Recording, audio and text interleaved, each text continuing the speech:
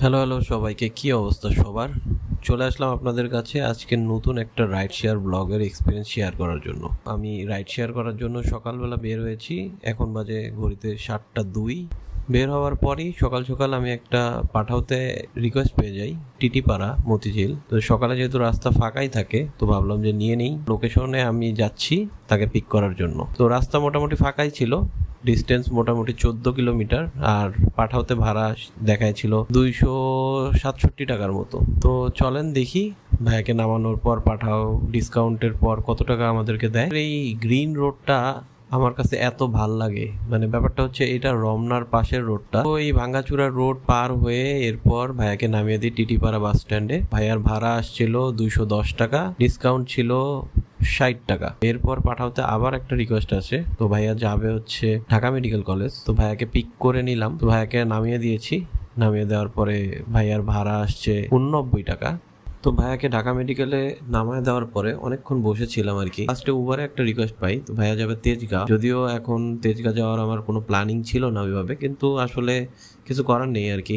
তো চলেন তেজগাঁ যাই। তো ভাইয়াকে তেজগাঁ নামিয়ে দিলাম। যদিও তেজগাঁ গুলশান বনানীর ভিতরে আসলে সকালে কোনো ট্রিপ পাওয়া যায় না। তো তেজগাঁ থেকে আমি মোটামুটি খালি চলে আসছি ইসিবির দিকে। উবারে একটা রিকোয়েস্ট পেলাম, তো ভাইয়া যাবে হচ্ছে বনানী। তো ভাড়া শো করছিল 110 টাকা। ভাইয়াকে নেওয়ার পরে ভাইয়ার সাথে অনেক কথা হইলো। ভাইয়াও গ্যাজেট লাভার আর কি, তারও বিভিন্ন টাইপের গ্যাজেট আছে। তো বলতে ভাইয়াকে তার ডেস্টিনেশনে নিয়ে এসে পড়লাম। তো ভাইয়াকে নামানোর পরে ভাড়া পেলাম 110 টাকা। সো বনানী থেকে আমি খালি চলে আসছি নিকুঞ্জ পাম্পে, তেল নিয়েছি। তেল নিয়ে এখন নিকুঞ্জ 1 দিয়ে ভাবছি যে বসুন্ধরার ভিতর ঢুকে যাই, কিন্তু হঠাৎ করে একটা পাঠাওতে রিকোয়েস্ট চলে আসলো। তো যাবে হচ্ছে বারিধারা যে ব্লক, তো যাবে হচ্ছে এভার কেয়ারের পাশের রোড থেকে খিলক্ষেত বাস স্ট্যান্ড। তো বসে থেকে আর কি করব, তো ভাবলাম যে যাই। ভাড়া ছিল 80 টাকা। এরপর আবার নিকুঞ্জ 1 হয়ে আমি বসুন্ধরার ভিতরে চলে আসি। তো বসুন্ধরা অনেকক্ষণ ঘোরাঘুরি করার পরে কোনো ট্রিপ পাচ্ছিলাম না। তো অবশেষে একটা ছোট্ট ট্রিপ পাই প্রায় 1 ঘন্টা পরে।